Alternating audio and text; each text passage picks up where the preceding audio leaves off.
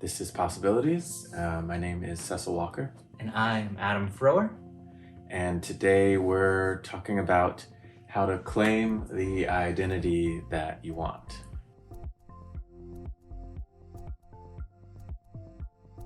And I think we need to do I feel like there's a question coming my way. Exactly. Glad you're already ready. Because I think we need to first do a good job of explaining even what that means. So when we say you're trying to claim the identity that you want, what are we even talking about? Good question. So I think the way that I would summarize this, and obviously you can fill in if you want to, but the way I would summarize this is that oftentimes when you receive a compliment or something, like people will say, you're really an intelligent person, or you're really a kind person, or you're so thoughtful, right? On the one hand, one level, we can kind of identify that is a trait that I've got. Or that's a trait that I want, maybe. But it's hard to move that from it's a trait that I've got or it's something that I'm working on to it's something that I am. That I am a smart person, or that I am a kind person, or I am a thoughtful person. And so I think what we're trying to get at with this conversation is how do you move from identifying traits that you've got or characteristics possibly to claiming it as an identity of this is the kind of person I am, or I am this kind of a person. Okay. Does that answer? I think that gets us to a good start. Okay. I think that definitely does point us in the direction of what we're trying to talk about. So it's moving from what could feel like maybe tangential or just or external ways of describing someone to something someone could really embody, to be able to say, that's me, I feel comfortable saying that's who I am, that's where I am, that's how I see myself, that's how I'm comfortable even projecting myself to other people, owning that and claiming that out loud to other people and to myself. Yeah, I think that's true. And I think perhaps one of the things that we'll get into, and maybe I'll just throw it out as a question to you since you always throw out questions to me. I hope I'm ready. Is I think one of the struggles that people maybe encounter as they're trying to claim an identity is perhaps they were taught or told, or their culture values humility, right? It values like a softness, not a like an overt boastfulness about I am this or I'm the best at this.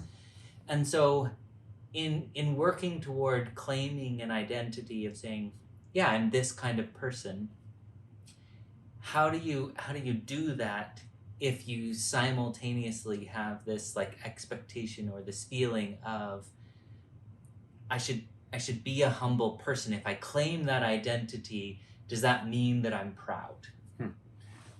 I think that component has some influence on this, obviously. It's harder to run around saying, I'm the best at this, I'm a strong person, I'm a smart person, I'm all these kinds of really positive things, when you're also simultaneously valuing humility in a sense of, you should be down to earth and you should, be someone who acts instead of talks about things.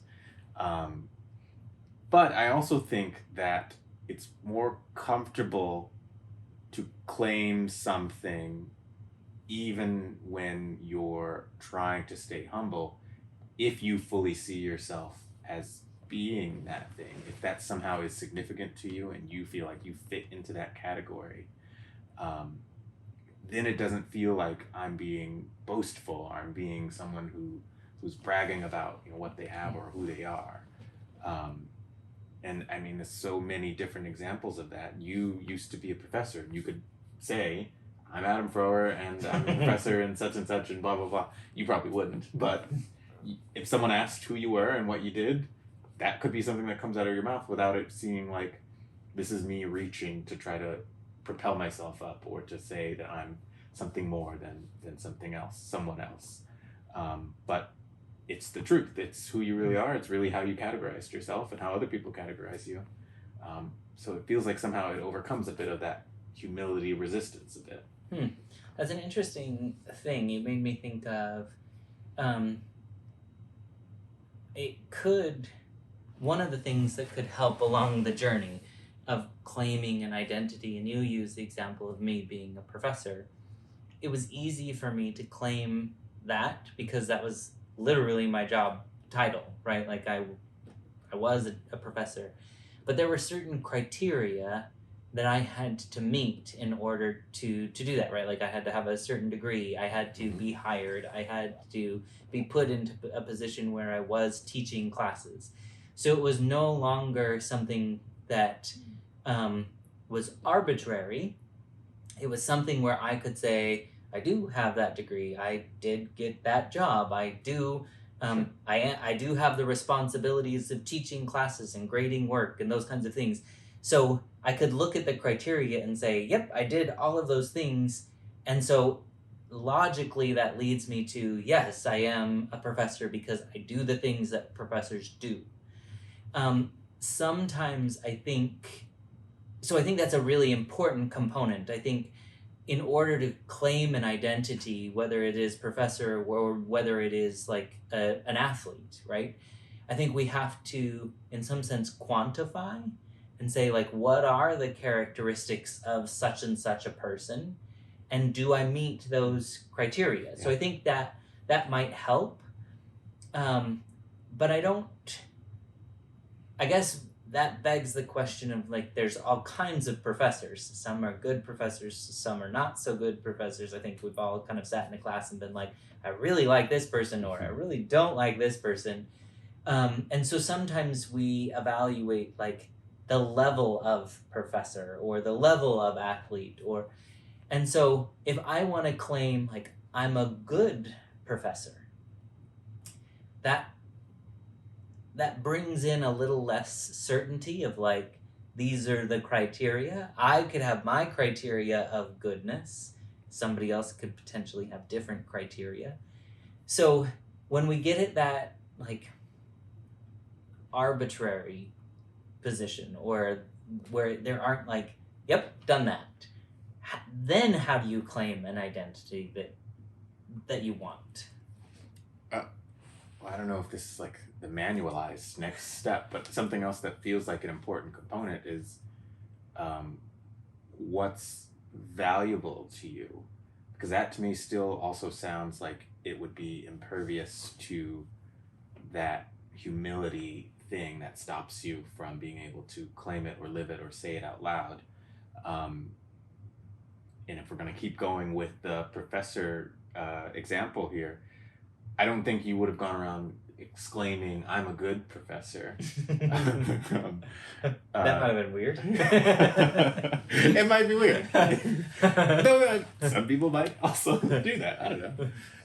But I think you could take the values that you had that guided the way you did your job, and I bet you could put those words in front of it. You could say, I'm willing to be a patient professor. I'm willing to, I'm the professor who has conversations with students and who wants the best for students and who is willing to give as much as they're willing to give. So I'm as hardworking as my students are for themselves. And I think you could take all the things that you valued and that you were saying is important and meaningful in the work for you, and you could put those words in front of the kind of professor that you are. And that wouldn't feel like that's the same weird as saying, I'm a good professor. I'm one of the good ones. Yeah, I think you're getting at something really, really important, and it is, if we couch all of this in, this is an identity that I want, right? I'm trying to claim an identity, or I'm shooting to become a kind of person, then inherent in that, you used the word value. There's value to me in becoming that thing. And I think that might be an important place in claiming an identity, is first slowing down and saying, why do I value that particular identity? Mhm. if it is a professor, but even if it's like, if I want to claim the identity of being brave, if I want to claim I'm a brave person, or if I want to claim like um, I'm a compassionate person, um, you have to, I think, stop and say, why is it important? Why is getting that important? And I think beyond just the simple why do I want that, I think we have to ask the question, what why would it be meaningful for me to catch this identity or to become this kind of a person? In solution focused work, we spend a lot of time developing, like, what is your desired outcome? What do you hope for? Right? What And we oftentimes talk about it as like, what version of yourself do you want to become? And I think in essence we're saying to them, I've never really thought about it in this way before, but we're saying, what how do you want to identify? How do you want to, if you were to describe yourself, what kind of person would you want to describe yourself as? And when you insert the words that people put in there, oftentimes it's, I want to be a happy person. I want confidence. I want to be a confident person. People regularly say things like, um, I want to be, I want to find peace. I want to be a peaceful person. If Oftentimes we follow that up with, if you got that, if you were that kind of person, what difference would it make? And I think that's what we're getting at here, of like, why? Why do you want to be a confident person? Why do you want to be a peaceful person? And that adds a level of meaning to it, right? It adds, like you said, value. Yeah. It helps me understand, in moments where I have to sacrifice to become this kind of person, it puts the why. Why am I willing to sacrifice to become that kind of a thing? When inevitably, this is really easy if you put it into the realm of like athlete or musician. When I have to practice a lot, when I have to work, and when it's difficult, and when I'm tired, but I have to do it anyway. Why is it important to become this thing? And I think when we know what difference it would make to us, then it's easier for us to pursue even when it's difficult. So I think we have to get to the value of it. Yeah, we've been leaning toward in this conversation so far, just being able to own it, just being able to claim I'm this kind of a person, or these kinds of words describe me. But I think there is also this active component to it that you're pulling us into in what you're describing, in that, well, if I say I want to be that kind of a person, or if I say I want those words to apply to me, confident, brave, a musician, an athlete, whatever it is, um, that's going to become really, really relevant in the toughest moments, not just in the moments of I get to feel good about being those things, or those things make my life easier or make my life more enjoyable. It's those things really start to activate or become more, I think, significant in the times where it's really hard to be a confident person. It's really hard to be a brave person. Those words are meaningless when it's easy. I don't need confidence if it's not a moment that actually requires confidence. I don't need bravery if nothing is going on that requires me to be brave. And so recognizing that meaning that you're talking about, that significance that's behind those things, if we could use that as kind of like a rope to pull us through those really, really tough times, I think that's even more evidence that you possibly are those kinds of things. That's more for you to be able to look at and say, well, I think I could actually really say I am this kind of a person because I've seen myself do these kinds of things. Or when the moment got really, really tough, I could see a bit of that shining through. And if anything is going to point me and say that this is who I might be, it's those tough kinds of moments that I think could really show you what are the identities you could claim when times are really actually calling on you to do something hard. Yeah, I think that's a really important component, is to realize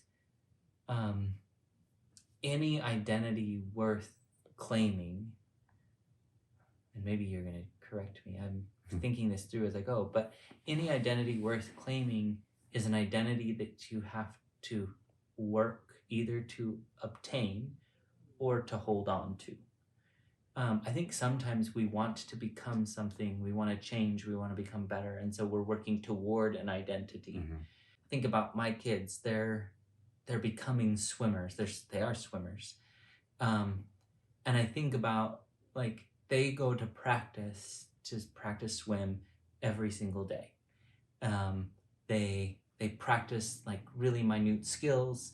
They do things that they've done 100 times, and so on the surface, it's like, well, why are you practicing diving? Right, you're standing on a block and the bell rings and you have to dive into the pool. Why do you practice diving when you've done that 1,000 times? And I think you practice for a couple of reasons. I think one, they're over time they're growing, right? Their bodies physically are changing, and so the way that they have to position their bodies on the block in order to dive is different. The amount of power that they can use to propel themselves forward is different. Mm-hmm. The way that they have to, the speed with which they have to like form their body into like that little arrow to like penetrate the water, that's different as their limbs get longer. So it's really easy to see like physically they change, and so they have to figure out like, how do I fit on this block and how do I get myself off of this block? And over time they have to change. It's not that the skill is different or the task is different, but they are different and they're doing the same task differently because they're physically different. And I think that that analogy still holds with like kindness or courage or intellect, or right, we're constantly changing, we're encountering new things, we're exposed to different things, we experience life events differently, and so what it means to be courageous might be very different than what courage will take tomorrow. And I might be better or less equipped because of what happened or how much sleep I got or what's going on in my family life. Mm-hmm. And so I'm practicing courage day after day because I show up as a different person each day. I'm physically different, I'm emotionally different, I'm mentally different. And so I practice the skill of courage each day. So I think that's one component, is we have to work. We have to do the work because we're constantly changing, and we have to know, how do I show up as this kind of person today? So I think that's one. The other thing that came to my mind as you were talking is that skill, if I link it back to swimming, the skill on a particular day, the environment around me is also different, right? My kids usually practice at an outdoor pool, and the temperature of the water is different, or if it's windy, it's different, right? If the wind is blowing toward them versus with them, it feels different. They oftentimes, it's strange to me because I'm not a swimmer, they prefer the water to be a bit cold, which again to me sounds miserable. I'm like, I want my water to be spa-like. But they say that when they're swimming, they're trying to swim quickly through the water, cold water makes them move quicker and it feels easier for their strokes. Warm water, they say it feels like you're swimming through something that's like almost solid. It's harder work to get through warm water. And so the environment is different. And so they have to practice in all of these different environmental changes so that on the day of the competition, no matter what the water feels like, they are prepared, they've practiced in that environment. And I think that same kind of a thing happens for us, right? If I'm trying to become a kind person, a compassionate person, well, it's easier at some points. If I'm engaged with somebody like you, it's easy for me to be compassionate, right? But if I engage somebody who's less agreeable to me, I need to practice being a compassionate person in that environment. Mm-hmm. And so I think it's both an internal thing. I change and I'm different, and my environment changes and is different. So it's always going to require practice and effort and energy to see, how do I do this thing in all of these combinations? Yeah, I really like this concept of hard work, because I think that accomplishes a lot of this question we started out with, of how do I get to have the identity that I want to have.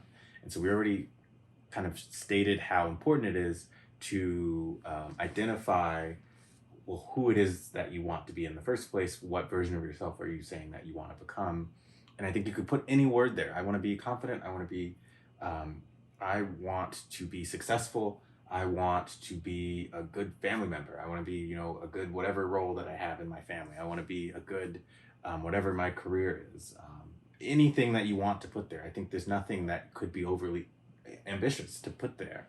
Um, and one of the best ways that I can think of, especially after engaging in this conversation, of becoming that thing is to do the work for that thing. And that sounds so, um, I guess on one hand, kind of hard, but on another hand, kind of easy, where you just say, do the work of being that kind of a person. But I think what that really means is you translate that over into what does that kind of a person do? If I saw myself doing certain things, what would those things be that I could then say, oh, that's me being confident, or that's me being courageous, that's me being a good dad, that's me working towards success.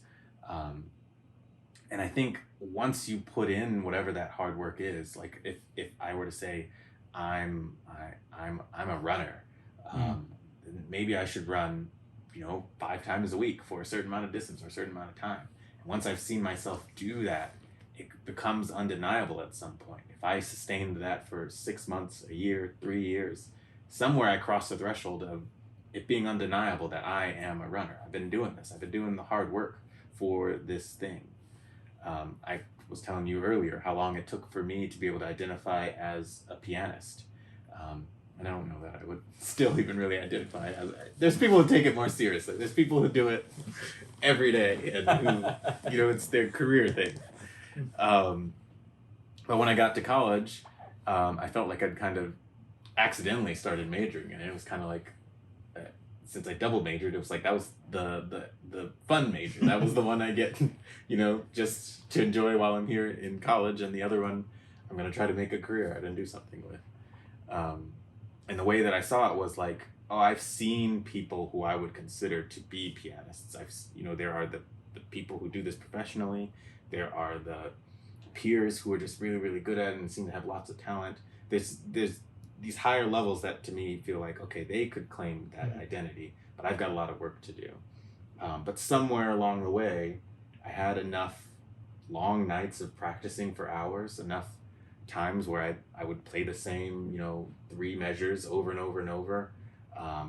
Enough times of, sometimes I would even like listen to different performances of the piece, and that's what all I would listen to, like all day long in between classes, and maybe as I was supposed to be studying, or like I just felt like I'd put so much work into it. I've done as much as I could possibly try to do, that it becomes undeniable that, yeah, I think I'm a pianist because I sat in front of that piano for so long, that if I'm not, you know, if I'm something else, I shouldn't have sat there that long. And I think that applies to everything. If you put in that work, even in just in conversation with yourself, it becomes kind of like, I absolutely am that thing because I did all this. Why did I go running every single day if I'm not that thing? Why did I swim in all these different uncomfortable, hard conditions? Why did I think so much about all these tiny details that go into being good at this thing if that's not relevant to me, if that's not somehow congruent with who I am, or who I'm at least being really good at becoming? Yeah, it's interesting because as you were talking, I was listening through like all of these things that you do, right? Like I sit in front of this piano, I play these measures over and over and over again. I'm doing all of these things, and simultaneously what I hear is, but I wasn't doing other things. Right? With all that practice time, you could have been singing, you could have been skiing, you could have been running, you could have been, you know, a whole host of other things. And so I think too, a really important component of this is choice. I think sometimes it's easy for other people to like pin you as something. Oh, you're a pianist. But if you didn't choose those things, if you didn't choose to practice, if you didn't choose, then the meaning that's connected to it also kind of dissipates a bit, right?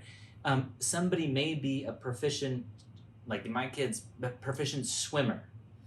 But if it isn't something that they chose, if it's not something that they were like, I'm going to do this, instead of this, or I would much rather sit at home and watch TV and whatever.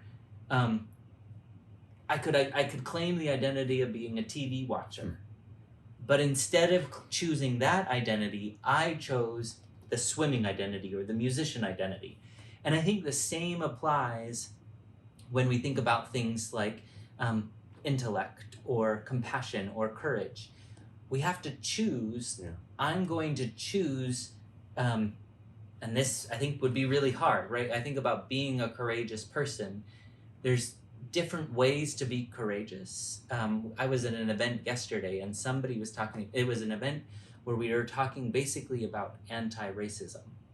And not being racist is one thing, but being an anti-racist is another thing. And the analogy that they used was back in old times, they were kind of relating it to the Bible. In biblical times, when somebody was caught doing something they weren't supposed to be doing, oftentimes the punishment was stoning.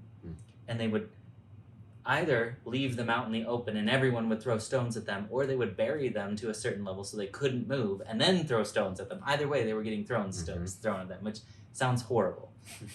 And the stones would not stop being thrown until the person was dead, right? And the difference between being, in this scenario, the difference between not being racist is, well, I didn't throw any stones. Versus being anti-racist, the analogy was you go and you catch the stones. You stop the stones from actually hitting the person. And I think thinking about if I want to claim the identity of being an anti-racist, that means I have to choose to go stand in front of somebody else and be like, don't throw that stone. I'm going to catch that stone. I might get hurt. And I think that same analogy goes into claiming any identity that we want. We might have to go and choose something really, really difficult instead of just passively becoming something else. Yeah. And so I think how we claim the identity is we conscientiously choose, I'm going to choose this over many other things that I could possibly become. Yeah, I think what this is telling me is that choosing an identity is choosing work. It's saying these are the tasks I'm going to commit myself. These are the things that I'm saying I want to do, or I want to hold on to, even when it gets really, really hard. And I'm choosing that over these other things, over almost everything else, especially in these particular moments. And I think that sounds really difficult, especially at the beginning. But what that simultaneously gives us is you can also look back on what you've already done and say, well, what's the hard work I've already done, and what does that mean then about who I already am, an identity I already can claim? I've already done some things. So what are the difficult moments that I've persisted through? What are the tasks, that I've already kind of checked off or continuously been persistent with, that I could now say, well, then I guess that means I'm this kind of a person. I did the hard work, and that adds up to me being this kind of a person already. I think it's a two-way street where you could do both. You could sign yourself up for the work of, I want to become this kind of a person, but you could also say, since I've done this work, I must be this kind of a person. Yeah, and I think the other thing that you made me think of is it also comes down to perception, right? Because when you sign up for hard work, or when you have endured hardship or hard work, you could either look at the work, right? You could either look at the hardship and be like, and oftentimes these are the people that we encounter, they say, look at all the trauma that I've encountered. And they look at the trauma and they don't look at what was the version of the person that survived that trauma. So they're looking at there was one effect here, and oftentimes we ask them to kind of shift and say, if you started looking at the version of you that was capable of still being here despite all of that, and then simultaneously if you look forward and you say, I'm gonna choose to do this kind of work, you could again either look at the work and it becomes laborious, it becomes doldrum, it becomes whatever, or you could look at this work is turning me into something. When people are like on a weight loss journey, right? you can either look at the workouts that you have to do, or you can look at the scale and say, I'm slowly losing pounds at this time. So the work is hard, but it's resulting in me becoming the version of myself I want to become. So you can, and I think where you place your focus also influences the identity that you claim. Either I'm a person who works out, or I'm a person who's losing weight. Oftentimes they can complement each other, but I think we can, again, I think it comes down to choice. I can choose how I want to make meaning of the activity or the event that's turning me into something. Yeah. The last thing that I'll add is I think there's so many ways to look at yourself and what you've been through and what you've done, as well as, I guess, what you could potentially do in the future. And just by rotating things and looking at it at a different angle, I think you can find whatever it is that could really speak to you. And so maybe being someone who's being fit isn't, super valuable to you. To a lot of people it is, but maybe it's not to a particular person. Maybe losing weight isn't even that important to you. But maybe being a really consistent person, like someone who is just diligent and commits and keeps the course with this thing that they're doing every single day, that could really, really speak to you. Or maybe that doesn't do it. It doesn't matter if you're consistent. You're doing it because this is going to give you longevity. You want to get the most out of life. You want to maximize life. You want to be the healthiest you can for as long as you can. You want to be able to travel and do all these things for as long as you can, be with family. And that really, really speaks to you. And I think each of these could come with all of their own labels of saying, I'm this kind of a person, even though the work could be exactly still the same. And I think that's something internal that people can kind of do for themselves, to say, it's the same work. I got to do this. And I wouldn't care if it was just to be fit or just to lose weight, but I do very much care for this reason, for this thing that speaks to me. Yeah, I think that's really beautiful. Again, I think it comes down to like what's meaningful to you. You have to, when you say I want to be this kind of a person, you also need to simultaneously say, what would it mean if I could become that kind of a person? And you did a beautiful job of kind of delineating. Maybe it means you're the kind of person who is consistent. Maybe you're the kind of person who is a skinny person or a fit person. Maybe you're the kind of, right? But each one of us might choose that activity to become a different person within that. And I think when you understand your meaning, then you understand, I can claim this identity because it means something to me. Well, thanks. I think hopefully that helps. I think if I were going to highlight some of those really important things, I think consciously making a choice, diligently choosing to put effort toward that. Like you said, you sign up for work when you choose an identity that you're going to go after, and then acknowledge the benchmarks. Say, I guess if I've done this for long enough, it must mean I'm this. And I think that each one of those are very intentional. And so I think intention really plays a role in claiming the identity that you want. So if you found this helpful, please let us know. If you know of somebody who's trying to claim an identity or who wants to become something, share this with them. Hopefully they'll find some meaning about this as well. And as always, we really appreciate you spending time with us and letting us be a part of your journey.